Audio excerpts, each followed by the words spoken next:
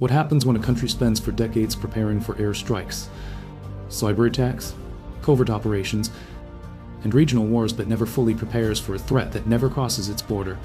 For years, Iran built one of the most sophisticated asymmetric military networks in the Middle East. Its strategy relied on several layers of deterrence: ballistic missiles, long Midas-range drones, naval harassment capabilities in the Persian Gulf, and a network of regional partners stretching from Lebanon to Yemen. The underlying assumption was straightforward. Any adversary considering direct military action against Iran would have to weigh the cost of escalation. Oil prices could surge. Maritime traffic could be disrupted. Regional forces aligned with Tehran could respond across multiple theaters simultaneously. In theory, this created strategic depth. But strategic depth depends on one critical factor: the ability to sustain the national economy while a crisis unfolds. And that is where the current situation becomes far more significant than a conventional military confrontation. According to publicly available maritime tracking data and multiple industry assessments, Iran's economy remains heavily dependent on energy exports. Revenue has long provided the financial foundation not only for government spending, but also for broader economic stability, currency support, infrastructure investment, and regional influence. This means that Iran's greatest strategic asset is also its greatest vulnerability. Oil only generates value when it reaches a customer. A barrel sitting in storage earns nothing. A tanker unable to leave port generates no revenue. And a production field that cannot move its output eventually faces operational consequences that extend far beyond short-term losses. That reality helps explain why discussions surrounding maritime interdiction and naval pressure have attracted growing attention among military analysts. Unlike sanctions, the physical maritime enforcement operation targets the transportation system itself. Sanctions attempt to discourage transactions. A blockade or blockade-like enforcement regime attempts to prevent those transactions from occurring in the first place. Historically, Iran has demonstrated remarkable adaptability when operating under sanctions pressure. Over the past 2 decades, Tehran developed methods designed to keep oil flowing despite restrictions. These reportedly included ship-to-minus ship transfers, complex ownership structures, flag changes, intermediary trading networks, and alternative shipping arrangements. Many of these techniques emerged because sanctions enforcement depended heavily on legal compliance and financial monitoring. Physical enforcement changes that equation. If vessels are being actively tracked, inspected, delayed, or denied access to critical maritime routes, the challenge is no longer simply legal. It becomes operational, and operational barriers are often much harder to bypass. This distinction is central to understanding the current debate. The question is not whether Iran has survived sanctions before. It has. The more important question is whether the economic survival mechanisms developed during previous sanctions campaigns remain effective when faced with sustained maritime pressure. If they do not, the consequences extend well beyond lost export revenue. They begin affecting storage capacity, production planning, currency stability, foreign investment, domestic employment, and ultimately political stability itself. And that is where the story becomes larger than oil. Because once energy exports begin to decline significantly, the issue is no longer about economics alone. It becomes a question of national endurance. In the coming sections, we'll examine how maritime enforcement works in practice, why energy infrastructure is far more fragile than many people realize, and why some analysts believe the most consequential battlefield in this confrontation may not be in the air, underground, or on the front line. It may be hundreds of miles offshore, along the shipping lanes that connect Iran's oil fields to the global economy. To understand why naval blockades remain one of the most powerful tools in modern strategy, it's important to separate them from economic sanctions. Although the two are often discussed together, they operate in fundamentally different ways. Sanctions primarily target financial transactions. Governments restrict banking access, freeze overseas assets, prohibit insurance services, or ban companies from conducting business with a particular country. A determined state can sometimes reduce the impact of these measures by creating alternative payment systems, using intermediaries, conducting ship-to-minus ship transfers at sea, or selling commodities through complex trading networks. A physical blockade, however, addresses an entirely different problem. Rather than targeting financial transactions, a blockade focuses on movement. The objective is to interrupt the transportation of goods before they ever reach international markets. Historically, this strategy has appeared repeatedly in major conflicts. During both world wars, maritime control became just as important as battlefield victories. More recently, Multinational naval operations have demonstrated how sustained maritime surveillance can influence regional security without necessarily requiring large scale amphibious assaults. Modern naval power makes this approach far more sophisticated than in previous generations. Today's maritime domain is monitored through multiple overlapping systems. Commercial vessels broadcast automatic identification system, or AIS, signals that reveal their identity and location. Synthetic aperture radar satellites can detect ships regardless of cloud cover or darkness. Electro-optical satellites provide high-resolution imagery, while long-range maritime patrol aircraft continuously monitor major shipping lanes. Together, these systems create what military planners describe as maritime domain, or a continuously updated picture of activity across vast stretches of ocean. This integrated surveillance network dramatically reduces the anonymity that commercial shipping once relied upon. For countries whose economies depend heavily on maritime exports, that creates an important vulnerability. Oil presents a particularly difficult challenge. Unlike many manufactured products, crude oil cannot simply remain in production indefinitely if transportation stops. Every producing nation relies on a carefully balanced system consisting of extraction, pipelines, storage facilities, export terminals, tanker fleets, refineries, and overseas customers. Each stage depends on the previous one. When exports slow, storage facilities begin to fill. As storage approaches capacity, production must eventually be reduced, depending on reservoir conditions. Repeated shutdowns may reduce long-term production efficiency, although the extent varies significantly among different oil fields and remains highly dependent on engineering factors. This interconnected supply chain means that transportation is often just as strategically important as production itself. Military planners therefore view energy infrastructure as an integrated system rather than a collection of separate facilities. A modern blockade also extends beyond warships. Insurance companies evaluate operational risk before covering commercial voyages. Shipping firms calculate potential delays, inspection requirements, and legal liabilities. Commodity traders consider delivery schedules, while financial institutions assess exposure to sanctions and regulatory compliance. Even if only a small percentage of ships are physically intercepted, increased uncertainty alone can influence commercial decisions. This is sometimes referred to as risk amplification. Instead of stopping every vessel, military pressure increases the perceived cost of operating in a contested maritime environment. Shipping companies may voluntarily reroute cargo, postpone contracts, or suspend service altogether if they conclude that the financial risks outweigh potential profits.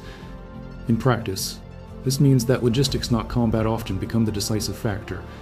Throughout modern military history, campaigns have repeatedly demonstrated that supply chains can determine outcomes just as much as battlefield engagements. Ammunition, fuel, spare parts, food supplies, and transportation networks collectively sustain military operations over time. Without them, even well-equipped armed forces face increasing operational constraints. That broader principle explains why contemporary military analysts devote enormous attention to logistics, maritime security, and supply-chain resilience. In many cases, controlling the movement of resources can prove more strategically significant than controlling territory itself. And that raises the next question. If maritime pressure can gradually reshape an entire country's economic capacity, how does that translate into political decision-making inside the government itself? That is where the military dimension begins to intersect with domestic stability and where the strategic consequences become considerably more complex. If sanctions are primarily designed to increase the cost of doing business, the naval interdiction campaign seeks to change something much more fundamental: the physical movement of goods. According to publicly available reporting in commercial maritime tracking, the most immediate effect of intensified maritime enforcement is not necessarily the seizure of every tanker. Instead, it is the uncertainty created throughout the entire transportation network. Shipping companies make decisions based on risk. Insurance companies calculate premiums based on probability. Banks evaluate financial exposure. Energy traders assess whether deliveries can arrive on schedule. When uncertainty rises beyond acceptable levels, commercial activity often slows long before every route is physically closed. For an oil-exporting country, that distinction matters enormously. Oil that cannot leave export terminals does not simply disappear. It accumulates. Storage facilities eventually approach capacity, forcing difficult decisions about production rates. Petroleum engineers have long noted that some mature oil fields may suffer reduced long-term productivity if wells remain shut down for extended periods, although the extent of permanent damage varies significantly by reservoir and field characteristics. This means that transportation constraints can eventually affect upstream production decisions, creating consequences that extend beyond immediate export revenue. Satellite imagery analyzed by several commercial intelligence firms has shown increasing congestion around some Iranian ports during periods of heightened regional tension. Analysts caution that satellite images alone cannot determine the precise cause of every vessel's delay, but they do indicate slower maritime traffic compared with previous months. These logistical bottlenecks ripple across the broader economy. Export income funds government budgets. Government budgets support subsidies, infrastructure projects, salaries, and public services. When revenue declines, fiscal pressure spreads rapidly through multiple sectors. Publicly available economic indicators have suggested continued inflationary pressure, currency volatility, and increasing costs for imported goods. None of these trends can be attributed to a single factor, but reduced export earnings, international sanctions, and broader regional instability all contribute to the overall economic picture. Military planners often describe this process as attacking an opponent's operational endurance rather than its battlefield forces, instead of destroying military units directly. Pressure is placed on the economic systems that sustain long-term military capability. History offers numerous examples. During both World Wars, naval blockades frequently aimed to reduce industrial production rather than win immediate tactical victories. The objective was to weaken an opponent's ability to sustain prolonged conflict by restricting access to resources, trade, and financing. Modern economies remain highly interconnected, making maritime commerce an even more significant strategic target. For Iran, while exports have historically represented one of the government's principal sources of foreign currency, any prolonged disruption therefore affects more than energy markets. Defense procurement, industrial imports, infrastructure maintenance, and regional financial commitments all become increasingly difficult to sustain when export income falls. Open source assessments also suggest that organizations aligned with Iran throughout the region depend, to varying degrees, on financial support originating from Tehran.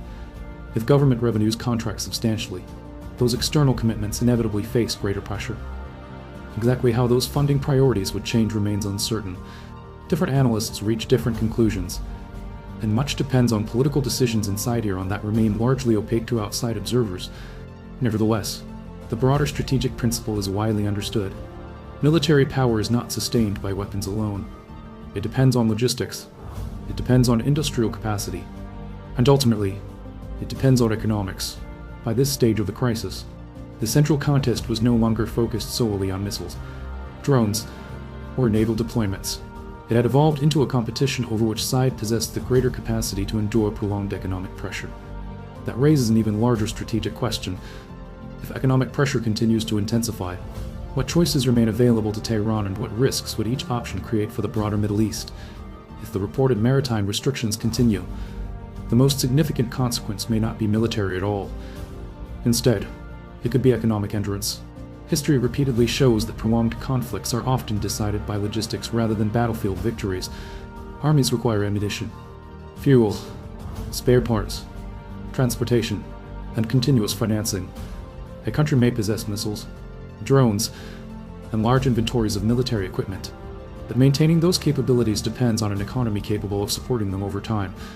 According to publicly available economic assessments, Iran's economy remains heavily dependent on hydrocarbon exports despite years of sanctions and diversification efforts. If export volumes remain substantially constrained for an extended period, government revenue would inevitably come under increasing pressure. That pressure extends beyond civilian spending. Analysts have long argued that oil revenue supports not only domestic government programs but also military procurement, defense research, and regional partnerships. Whether every reported funding channel is affected remains difficult to verify independently, but the broader financial relationship between state revenue and military capability is well understood. Modern militaries consume enormous financial resources. Precision-guided weapons require advanced electronics. Ballistic missile programs require specialized manufacturing. Air defense systems require continuous maintenance. Even relatively inexpensive drones depend on imported components, microelectronics, communications equipment, and trained personnel. Without stable financing, every one of those systems gradually becomes more difficult to sustain. This illustrates an important principle of modern warfare. Industrial capacity is not simply another element of military power. It is the foundation upon which every other capability depends. Throughout the 20th century, major conflicts repeatedly demonstrated that production, logistics, and transportation networks often determine strategic outcomes more decisively than individual battlefield victories. Military historians frequently point to the Second World War as one of the clearest examples. Factories producing aircraft, ships, vehicles, fuel, and ammunition ultimately generated advantages that individual tactical successes could not overcome. The same strategic logic continues to influence 21st century conflicts, although the methods have evolved. Rather than destroying factories directly, modern economic pressure may attempt to interrupt transportation networks, financial systems, shipping insurance, commercial logistics, and international trade. The objective is not necessarily immediate military defeat. Instead, it is to gradually reduce an opponent's ability to sustain military operations over time. Whether the current situation ultimately follows that pattern remains uncertain. Much depends on diplomatic negotiations, regional political developments, global energy demand, and the willingness of international buyers to continue purchasing Iranian exports under increasingly complex legal and security conditions. There are several possible paths forward. One possibility is renewed diplomatic engagement leading to negotiated reductions in regional tensions. Another is a prolonged period of economic pressure in which neither side achieves a decisive breakthrough. A third possibility involves further military escalation, introducing additional uncertainty across the Gulf and international energy markets. At the time of writing, it is impossible to determine which outcome is most likely. Each carries significant political, military, and economic consequences extending well beyond Iran itself. The Strait of Hormuz remains one of the world's most strategically important maritime choke points. A substantial portion of globally traded crude oil and liquefied natural gas passes through these waters each year, meaning that any sustained disruption has implications for energy prices, shipping costs, insurance markets, and global supply chains. For that reason, what happens in the Gulf is rarely confined to the Gulf. Its effects ripple outward through financial markets, manufacturing industries, transportation networks, and national energy strategies around the world. Ultimately, this story is not only about Iran or the United States. It is about how military power is evolving. Modern conflicts increasingly extend beyond missiles and fighter aircraft.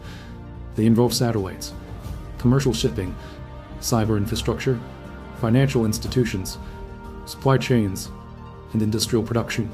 The side capable of sustaining pressure over months or even years often gains advantages that cannot be measured by battlefield maps alone. Whether current developments represent a temporary crisis or the beginning of a broader strategic transformation remains an open question. The answer will likely depend less on any single military operation than on which side proves more capable of maintaining economic resilience, industrial capacity, and political stability over the long term. In modern warfare, those factors have become just as decisive as the weapons themselves.